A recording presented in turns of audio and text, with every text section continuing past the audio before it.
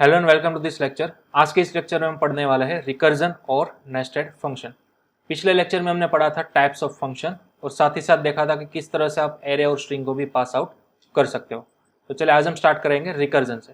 तो सबसे पहले तो डेव सी प्लस प्लस के अंदर मैंने एक बेसिक स्ट्रक्चर बना कर रखा है, hello.c फाइल का नेम है। ठीक है, यहाँ पर सबसे पहले तो आपको एक नया वर्ड देखने को मिलेगा, उसकी डेफिनेशन आपको समझनी है। What is recursion. ठीक है, तो मैं यहाँ पर डेफिनेशन लिख रहा हूँ। रिकर्जन यानी कि अ फंक्शन कॉल इटसेल्फ, तो इसी को हम बोलते हैं रिकर्जन। ठीक है, फंक्शन अपने आप को एक कॉल करता रहेगा। ठीक है, इसी को बोला जाता है रिकर्जन। तो चलिए इसका मैं एक आपको एग्जांपल देके अंडरस्टैंड कराने की ट्राई करूंगा। फॉर एग्जांपल, जब हम फॉर लूप पढ़ चुके थे तब मैंने आपको एक एग्जांपल दिया था कि फैक्टोरियल नंबर आपको फाइंड करके लाना है। ठीक है, using for loop, while loop और डू व्हाइल लूप। तो वही सेम फैक्टोरियल वाला प्रोग्राम अब हम करेंगे रिकर्जन की मदद से। देखिए किस तरह से।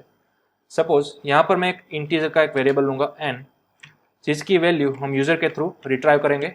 सबसे पहले तो एक मैसेज दे देंगे, enter any number, then after scanf %d address of n।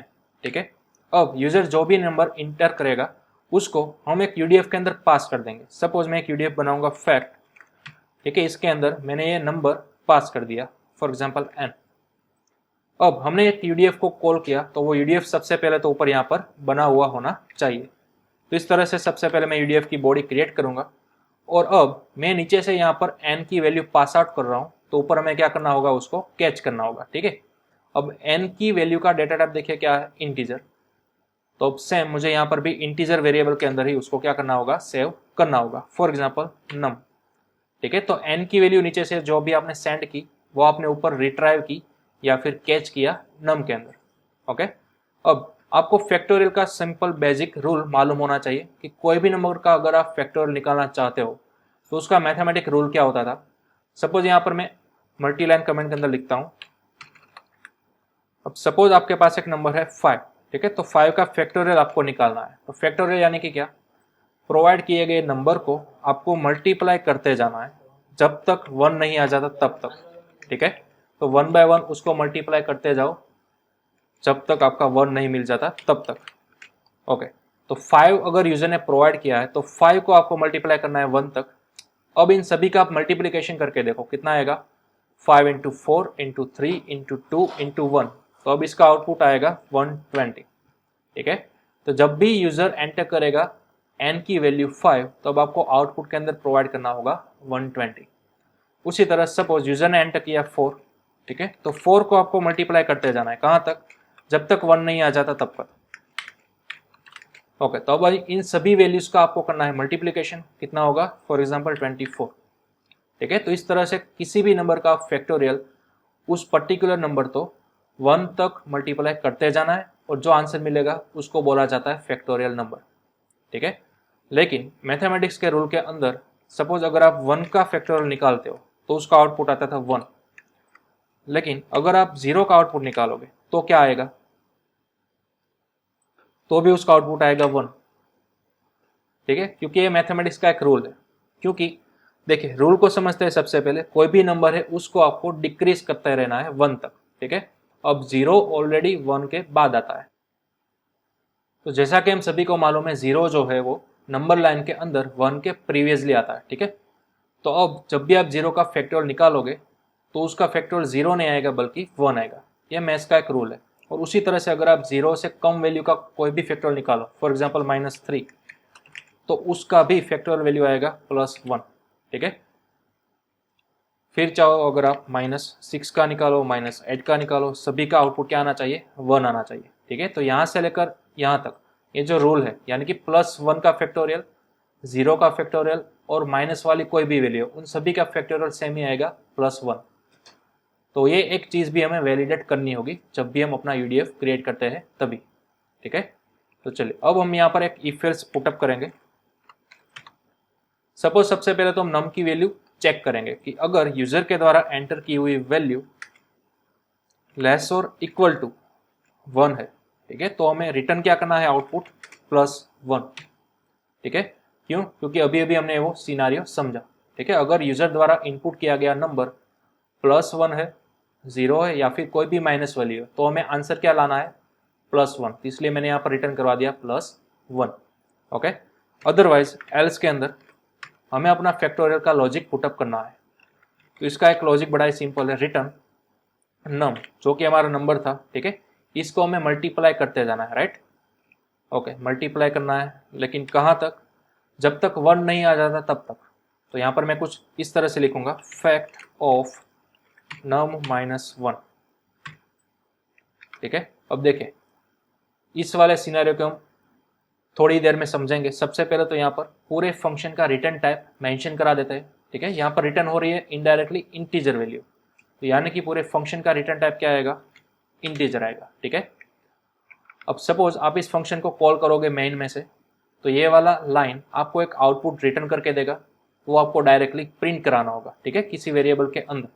तो सपोज एक नया वेरिएबल में ले लूंगा आंस, आंस के अंदर इस पूरे यूडीएफ का आउटपुट मैंने सेव कराया, एंड देन आफ्टर उस आंसर को मैं क्या करवाऊंगा, प्रिंट करवाऊंगा। तो यहाँ पर %d और आंस, ठीक है। अगर आप चाहो तो यहाँ पर अपने हिसाब से फॉर्मेट भी कर सकते हो अपने आउटपुट को। For example factorial is %d, ठीक है। तो चलिए सबसे पहले चेक कर लेते हैं क्या कि हमारा लॉजिक परफेक्टली हमने लिखा है या नहीं। तो मैंने यहाँ पर फाइल को किया कंपाइल एंड रन। तो अब यहाँ पर आपको देखने को मिलेगा एंटर एनी नंबर। तो चलिए सपोज मैंने सबसे पहले 5 एंटर किया and then after factorial is 120, ठीक है, जो कि हमने यहाँ पर अभी अभी काउंट किया था, वो हमें सक्सेसफुल देखने को मिल रहा है। चलिए दूसरी बार अगेन मैं फाइल को कंपाइल एंड रन कराऊंगा। अब मैं वैल्यू एंटर कराऊंगा 4, अब उसका भी आउटपुट हमें परफेक्ट देखने को मिला 24, ठीक है। चलिए अब बारी आती है 1 की। तो सपोज मैंने 1 एंटर किया, आउटपुट आ गया 1, ठीक है। चलिए अब 0 और माइनस के लिए भी हम चेक कर लेते हैं। सपोज मैंने वैल्यू एंटर की 0, तो अब देखिए हमारा आउटपुट आ गया 1। चलिए अब लास्ट किसी माइनस वैल्यू के भी हम चेक कर लेते हैं, फॉर एग्जांपल -6, तो तब भी हमारा आउटपुट आ रहा है परफेक्ट 1, ठीक है, यानी कि हमारा लॉजिक एकदम परफेक्ट लिखा हुआ है। चलिए अब हम समझते हैं कि आखिरकार ये इस वाली लाइन का एग्जैक्ट मीनिंग क्या है। तो चलिए जब भी आप प्रोग्राम फर्स्ट टाइम रन करते हो, आपका मेन फंक्शन एग्जीक्यूट होगा, लाइन बाय लाइन आपके सभी स्टेटमेंट एग्जीक्यूट हो गए, ठीक है। बात आएगी सबसे पहले यहाँ पर फैक्ट ऑफ n, यानी कि सपोज n की वैल्यू आपने एंटर कराई 5, ठीक है। तो यहाँ पर क्या हुआ, फैक्ट ऑफ n, यानी कि n की वैल्यू कितनी है 5, ठीक है। तो आपने यहाँ पर नीचे से वैल्यू सेंड की 5, ऊपर यहाँ पर नम की वैल्यू क्या आ गई, 5 आ गई, ठीक है। तो यहाँ पर मैं कमेंट के अंदर लिख रहा हूँ नम की वैल्यू फिलहाल क्या है, 5। ओके, अब बॉडी के अंदर आते ही सबसे पहले आपने इफ कंडीशन को चेक किया, क्या नम की वैल्यू लेस और इक्वल टू 1 बराबर है। तो अब ये कंडीशन क्या बनी, 5 लेस और इक्वल टू 1, ठीक है, क्योंकि नम की वैल्यू अभी अभी हमें कितनी मिली, 5 मिली। तो एक कंडीशन क्या हो रही है, ऑब्वियसली फॉल्स हो रही है, ठीक है। तो जैसे ही कंडीशन फॉल्स हुई, आपका प्रोग्राम रीडायरेक्ट होगा एल्स के अंदर। एल्स के अंदर आपने क्या लिखा है, अब इसको हमें खास समझना है। देखिए सबसे पहले आपने लिखा है रिटर्न नम, तो नम की वैल्यू है 5, तो यहाँ पर मैं लिखूंगा 5। अब हमारे पास मल्टीप्लिकेशन है, राइट, तो as it is multiplication. Then after आपने लिखा फैक्ट ऑफ नम -1, यानी कि फैक्ट ऑफ नम -1, नम की वैल्यू थी 5, माइनस कर दिया 1, तो इनडायरेक्टली यहाँ पर क्या मिला, 5 - 1 4 मिला, ठीक है। तो अब देखिए रिटर्न कराते वक्त आपने क्या किया, अगेन उसी फंक्शन को कॉल किया जिस फंक्शन के अंदर आप ऑलरेडी थे, यानी कि फैक्ट वाला फंक्शन फिलहाल एग्जीक्यूट हो ही रहा था, लेकिन तभी आपने फैक्ट को अगेन कॉल किया किसी नई वैल्यू के साथ, 4 के साथ। तो जैसे ही आप किसी फंक्शन को कॉल करोगे, आपका प्रोग्राम उस फंक्शन की डेफिनेशन पर रीडायरेक्ट होगा, ठीक है। लेकिन अब नम की वैल्यू आपने क्या पास कर दी, 4, तो अब नम की वैल्यू यहाँ पर क्या आ जाएगी, नई 4 आ जाएगी, ठीक है। तो अब अगेन ये वाला एग्जीक्यूट होगा। तो देखिए अब नम की वैल्यू यहाँ पर कंडीशन क्या बनेगी, 4 लेस और इक्वल टू 1, तो अगेन ये कंडीशन आपकी पड़ रही है फॉल्स, तो आप रिडायरेक्ट हो गए एल्स के अंदर। एल्स के अंदर फिर से आपने रिटर्न करवाया नम, तो देखिए न्यू वैल्यू के अंदर, न्यू लाइन के अंदर मैं नई कमेंट लिख रहा हूँ। अब ये वाला स्टेटमेंट क्या बनेगा, वो मैं यहाँ पर लिख रहा हूँ, नम की वैल्यू नई आपको क्या मिली, 4, ठीक है। तो यहाँ पर मैंने लिखा 4 इंटू, यहाँ पर है नम -1, यानी कि फैक्ट नम की वैल्यू थी 4, आपने कराया -1, तो इनडायरेक्टली यहाँ पर वैल्यू कितनी बन गई, 3, ठीक है। तो फिर से आपने एक और बार फैक्ट को कॉल किया, लेकिन इस बार नई वैल्यू 3 के साथ। तो अब ये 3 जो है वो नम के अंदर एंटर हो जाएगा यहाँ पर, ठीक है। तो अगेन जब आपने फैक्ट को कॉल किया तो फिर से ये वाला पूरा प्रोग्राम रन होगा। अगेन आपने उसी यूडीएफ को कॉल किया, ठीक है। चलिए अब कंडीशन हमारी क्या बनी, 3 लेस और इक्वल टू 1, यानी कि कंडीशन अगेन आपकी होगी फॉल्स। फिर से आप रिडायरेक्ट हो गए एल्स के अंदर। एल्स के अंदर आपने रिटर्न क्या करवाया, नम वाली वही स्टेटमेंट। तो अगेन मैं न्यू लाइन के अंदर आऊंगा, कमेंट लिखूंगा। अब ये वाला स्टेटमेंट आपका क्या बनेगा, सबसे पहले है नम इनटू, यानी कि नम की लेटेस्ट वैल्यू है 3, तो आप यहाँ पर लिखोगे 3 इनटू फैक्ट नम -1, यानी कि फैक्ट ऑफ नम -1 यानी कि 3 - 1, यानी कि इनडायरेक्टली आपकी वैल्यू बनी 2, ठीक है। तो यहाँ पर देखिए अगेन फिर से एक और बार आपने फैक्ट को कॉल किया नई वैल्यू के साथ 2 के साथ, तो अब 2 यहाँ पर आएगी, ठीक है। तो अब नई नम की वैल्यू क्या हो गई, 2 हो गई। अब यह कंडीशन के अंदर पुटअप करो आप, तो कंडीशन आपकी इस तरह से बनेगी 2 लेस और इक्वल टू 1, कंडीशन अगेन हो गई है फॉल्स। तो आप रिडायरेक्ट हो गए अगेन एल्स के अंदर। एल्स के अंदर फिर से ये वाला स्टेटमेंट एग्जीक्यूट होगा।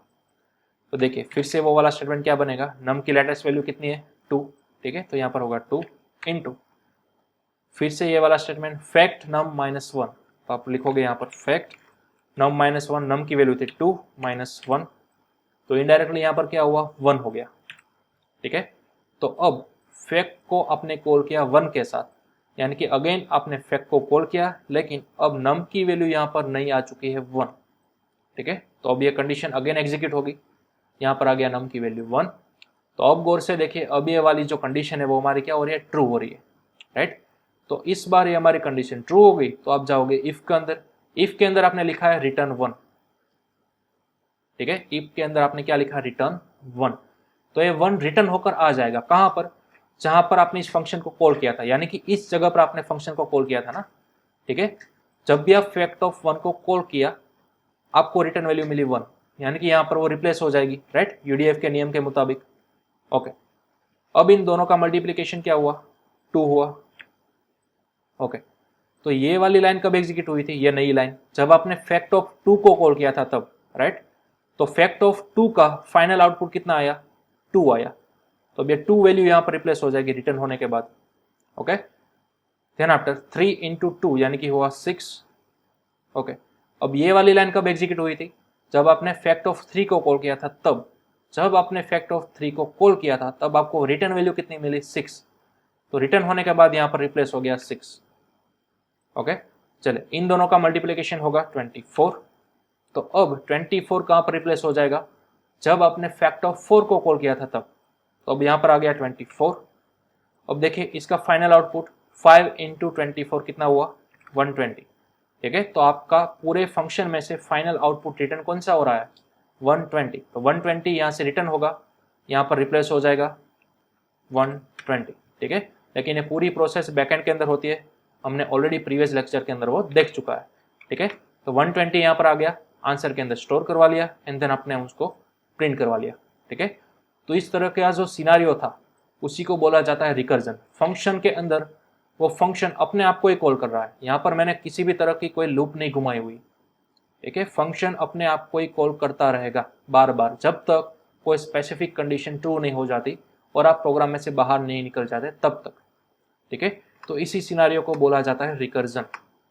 फिर चाहे आप कोई भी प्रोग्रामिंग लैंग्वेज के अंदर काम करते हो, ठीक है। रिकर्जन यानी कि फंक्शन कॉल इटसेल्फ, ठीक है। तो एक मैकेनिज्म है।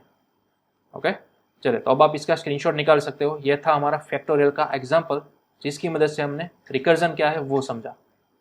ओके, चलिए इसका स्क्रीनशॉट ले लो। देन आफ्टर लास्ट में हमारा मेन फंक्शन। ओके, अब आप चाहो तो फैक्ट के अंदर कोई भी वैल्यू पुटअप करवा सकते हो, ठीक है।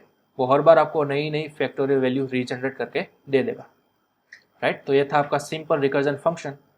Through out our syllabus recursion को हम बहुत ही रेयर केस के अंदर यूज करेंगे, लेकिन आगे जाकर अगर आप प्रोफेशनल डेवलपमेंट के अंदर जाते हो तो यहाँ पर कोई स्पेसिफिक लॉजिक को ट्रू करने के लिए आपको अपना कस्टम रिकर्जन फंक्शन बनाना होगा, ठीक है। तो वहाँ पर यह मैकेनिज्म हेल्पफुल हो सकेगा। चलिए यह था हमारा एक टॉपिक रिकर्जन। दूसरा हमारा लास्ट टॉपिक है नेस्टेड फंक्शन। तो अब हम पढ़ेंगे नेस्टेड फंक्शन। चलिए तो ये पूरे कोडिंग को मैं मिटा देता हूँ फिलहाल। चलिए, तो दूसरा हमारा टॉपिक है नेस्टेड फंक्शन। अब नेस्टेड फंक्शन यानी कि क्या? सिंपल है, फंक्शन इनसाइड अ फंक्शन। जैसे कि ऑलरेडी हम नेस्टेड इफ एल्स देख चुके थे, राइट?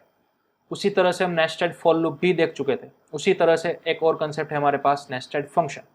लेकिन यहाँ पर हमारे पास लिमिटेशन क्या है?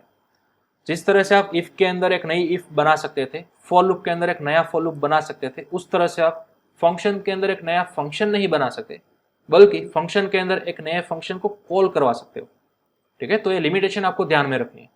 देखिए किस तरह से, सपोज मैं यहाँ पर एक पर्सन को कॉल करूंगा, राहुल। ठीक है, तो राहुल करके मेरे पास सबसे पहले तो एक यूडीएफ होना चाहिए। सपोज मैंने कॉल किया वॉइड राहुल, तो राहुल ने यहाँ पर प्रिंटएफ करा हुआ है कि आई एम कमिंग, इस तरह से आई एम कमिंग, या फिर आप यहाँ पर लिख सकते हो आई am Rahul and I present. ठीक है, इस तरह से। चलिए, तो जैसे ही आपने राहुल को कॉल किया, प्रोग्राम आपका रिडायरेक्ट हो गया राहुल नाम के यूडीएफ पर, और आपको प्रिंटएफ के अंदर मिल गया आई am Rahul, I am present. ठीक है, लेकिन इसी तरह से दो नए पर्सन एक और है मेरे पास, for example void Piyush. Okay, उसके अंदर यही वाली लाइन में रीयूज करूंगा, I am Piyush, I am present. और उसी तरह से एक और फंक्शन है मेरे पास, वॉइड मेहुल, और यहां पर भी सेम वही वाला प्रिंटएफ रीयूज करूंगा, I M Mehul, I am present. ठीक है, अब देखिए हो क्या रहा है, मुझे सिर्फ एक ही को कॉल करना है, राहुल को। जैसे ही मैं राहुल को कॉल करूंगा, ये तीनों प्रिंटएफ वाले स्टेटमेंट रन हो जाने चाहिए। मेरा अल्टीमेट गोल वो है। ठीक है, तो ये मैं किस तरह से अचीव करूंगा? सपोज फिलहाल जैसे ही मैं राहुल को कॉल करूंगा, ओनली एंड ओनली ये एक ही प्रिंटएफ आपको एग्जीक्यूट होने को देखने को मिलेगा, राइट? चलिए कंपाइल एंड रन करके देखते हैं सबसे पहले। तो यहाँ पर आप देख सकते हो आपको सिर्फ एक ही लाइन देखने को मिली, I am Rahul, I am present, right? लेकिन मुझे क्या करना है, मुझे सिर्फ राहुल को कॉल करना है। अब राहुल का काम क्या होगा, वो पीयूष को भी कॉल कर देगा ऑटोमेटिक, और साथ ही साथ मेहुल को भी ऑटोमेटिक कॉल कर देगा। ठीक है, तो इस तरह का कोडिंग आप किस तरह से बना सकते हो? हाँ, मेन के अंदर आपको कुछ भी नहीं करना, मेन के अंदर तो ओनली एंड ओनली एक ही लाइन होनी चाहिए, यानी कि एक ही पर्सन को आपको कॉल करना है, राहुल को। अब राहुल का काम एक्स्ट्रा क्या होगा, बाकी बचे हुए दोनों पर्सन को कॉल करना है, मेहुल को और पीयूष को। ठीक है, तो देखिए जैसे ही राहुल के अंदर प्रिंटएफ कॉल हो जाएगा, अब यहाँ पर मैं क्या करूँगा, राहुल को मैं इंस्ट्रक्शन दूंगा कि अब तुम्हें पीयूष को भी कॉल करना है। तो अब यहाँ पर वो इस तरह से सिंपल पीयूष को कॉल कर सकेगा। दैट्स ऑल, सिंपल इतना ही करना था। अब देखिए, अब जैसे ही मैं मेन के अंदर राहुल को कॉल करूंगा, सबसे पहली लाइन कॉल होगी प्रिंटएफ, उसके बाद पीयूष। तो आपने कंपाइलर को ऐसा बोला कि आप पीयूष को कॉल कर दो, तो यहाँ से आपका प्रोग्राम रीडायरेक्ट होगा पीयूष नाम के यूडीएफ के अंदर, उसके अंदर मौजूद सभी स्टेटमेंट्स वो रन कर देगा। ठीक है, तो सबसे पहले मैं यहाँ पर करूंगा कंपाइल एंड रन। तो अब देखिए आपको दो लाइन देखने को मिली, आई एम राहुल वाली लाइन और आई एम पीयूष वाली लाइन। ठीक है, तो ऑटोमेटिक पीयूष को भी उन्होंने क्या कर दिया, कॉल कर दिया। ठीक उसी तरह अब राहुल को एक और पर्सन को भी कॉल करना था, किसको, मेहुल को। ठीक है, तो राहुल ने क्या किया, पीयूष को कॉल करने के बाद अगेन दूसरे पर्सन को भी कॉल कर लिया, मेहुल को, इस तरह से, राइट? बड़ा ही सिंपल। तो चलिए अब मैं कंपाइल करके रन करूंगा। तो अब देखिए तीनों स्टेटमेंट आपको देखने को मिल चुके, आई एम राहुल प्रेजेंट, उसी तरह से आई am Piyush present and I am Mehul present. ठीक है, फिलहाल सभी लाइंस आपको हॉरिजॉन्टली मिलेंगे, क्यों? क्योंकि आपने स्लैश एन पुटअप नहीं किया। तो मैं यहाँ पर फटाफट से स्लैश एन को पुटअप कर दूंगा, और ये फर्स्ट वाले स्टेटमेंट के अंदर भी। ठीक है, इस तरह से। चलिए अब मैंने किया save, again compile and run. तो अब आपको आउटपुट बड़े ही अच्छी तरीके से देखने को मिलेगा। ठीक है, तीनों लाइन कॉल हो चुकी है, लेकिन तीनों अलग अलग यूडीएफ थे। ठीक है, तीनों के तीनों यूडीएफ क्या थे, अलग अलग थे। लेकिन आपने क्या किया, मेन के अंदर सिर्फ एक ही यूडीएफ को कॉल किया, और उस वाले यूडीएफ ने बाकी बचे दोनों यूडीएफ को कॉल कर लिया। बड़ा ही सिंपल। ओके, तो इसी कंसेप्ट को बोला जाता है नेस्टेड फंक्शन। एक ऑलरेडी फंक्शन बना हुआ है, उसके अंदर आप किसी दूसरे फंक्शन को कॉल कर सकोगे, तो इसी कॉलिंग मैकेनिज्म को बोला जाएगा नेस्टेड फंक्शंस। हाँ, अगर आप कहोगे कि सर क्या मेरे पास ऑलरेडी फंक्शन बना हुआ है, इसके अंदर मैं नया फंक्शन क्रिएट कर सकूंगा? नहीं, फंक्शन के अंदर आप फंक्शन क्रिएट नहीं कर सकोगे, बल्कि ओनली एंड ओनली उसको कॉल कर सकोगे। ठीक है, तो एक लिमिटेशन है हमारे पास, इसको आपको ध्यान में रखना है। ओके, चलिए अब दूसरा वे भी मैं आपको बताऊंगा। सबसे पहले तो आप इसका स्क्रीनशॉट ले लो, ये आपका फर्स्ट वे था नेस्टेड फंक्शन को कॉल करने के लिए। दूसरा वे क्या है देखिए, राहुल के अंदर मैंने सिर्फ कॉल कराया पीयूष को, तो आपका प्रोग्राम अब यहां से जंप करेगा यहां पर, ठीक है। अब जैसे ये वाली लाइन प्रिंट हो जाएगी, यहां पर पीयूष को हमने इंस्ट्रक्शन देना है कि अब तुम्हें कॉल करना है मेहुल को, यानी कि वाया वाया हम कॉल करा रहे हैं, राइट। मेन के अंदर हमने कॉल किया राहुल को, राहुल आ गया, ठीक है। अब राहुल ने कॉल किया पीयूष को, ओके, इस तरह से पीयूष भी आ गया। अब पीयूष ने अगेन कॉल किया मेहुल को, तो मेहुल भी आ गया। यानी कि आउटपुट तो हमें वही का वही देखने को मिलेगा, सेम टू सेम, जैसा कि हमने प्रीवियस देखा था उसी तरह। देखिए राहुल, पीयूष और मेहुल, ठीक है। लेकिन इस तरह से हमने सिनेरियो थोड़ा चेंज कर दिया। अब राहुल की रिस्पॉन्सिबिलिटी दोनों को कॉल करने की नहीं थी। राहुल की रिस्पॉन्सिबिलिटी हमने सिर्फ क्या प्रोवाइड की कि तुम्हें सिर्फ और सिर्फ पीयूष को ही कॉल करना है। फिर पीयूष के अंदर हमने एक और रिस्पॉन्सिबिलिटी असाइन कर दी कि अब तुम्हें मेहुल को भी कॉल करना है, ठीक है। तो इस तरह से आप कॉल करवा सकते हो, गॉट इट। लेकिन आपको इंडेक्स वैल्यू ध्यान में रखनी है। इंडेक्स वैल्यू यानी कि सबसे पहले आप कौन सा फंक्शन बनाओगे वो देखिए। सबसे नीचे वाला फंक्शन आप बनाओगे तो उसके अंदर ऊपर वाले दोनों फंक्शन को आप कॉल कर सकोगे, मेहुल को भी और पीयूष को भी, ठीक है। क्योंकि ऑब्वियसली चीज है, जब भी आप प्रोग्राम रन करोगे हमारा compiler top to bottom approach के अंदर ही आपकी प्रोग्रामिंग लाइन को स्कैन करता होगा, ठीक है। तो इस तरह से आपको ध्यान में रखना है, मेन के अंदर जो भी आप यूडीएफ कॉल कराते हो वो यूडीएफ सबसे नीचे बना होना चाहिए, और इसके अंदर आप कोई नेस्टेड फंक्शन कॉल कराते हो वो फंक्शन ऑलरेडी ऊपर बने हुए होने चाहिए, तभी आप उसको कॉल करा सकते हो, अदरवाइज आप उसको कॉल नहीं करा सकते, ठीक है। तो ये आपका दूसरा मैकेनिज्म का नेस्टेड फंक्शन का, ठीक है। इसको भी आप नोट डाउन कर लो, ठीक है। तो ये था आपका फंक्शन जिसको हम बोलते थे नेस्टेड फंक्शंस, ओके। तो अब आपका चैप्टर नंबर 10 यहीं पर खत्म होता है। हमने कई सारे कंसेप्ट इसके अंदर सीखे, यूजर डिफाइंड फंक्शंस, ठीक है, जो कि अब तक हम प्रीवियस 9 चैप्टर्स के अंदर जो कोडिंग करते आए थे उसका थोड़ा एडवांस वर्जन था, और आगे जाकर हमें बार बार यूडीएफ का यूज करना ही होगा, ठीक है। तो फंक्शन क्या था, उसका कंसेप्ट वो हमने सीखा, टाइप्स ऑफ फंक्शंस कितने थे, कितने अलग अलग टाइप्स के फंक्शंस के अंदर किस किस तरह से आप कोडिंग करवा सकते थे वो हमने सीखा। देन आफ्टर फंक्शन के अंदर नॉर्मल वैल्यू के मुकाबले पूरे एरे को और पूरी स्ट्रिंग को किस तरह से पास करते थे वो हमने सीखा। और आज के लेक्चर में रिकर्जन मैकेनिज्म क्या था वो, एंड देन आफ्टर लास्ट में नेस्टेड फंक्शन क्या था वो हमने देख लिया, ठीक है। तो इस तरह से अब हमारा चैप्टर नंबर 10 यहीं पर खत्म होता है। अब नेक्स्ट लेक्चर के अंदर हम मिलेंगे नए कंसेप्ट के साथ, लेकिन तब तक आपको कंप्लीट यूडीएफ की प्रैक्टिस कर लेनी है, ठीक है। एक एक चीज आपको मास्टर कर लेनी है, ओके।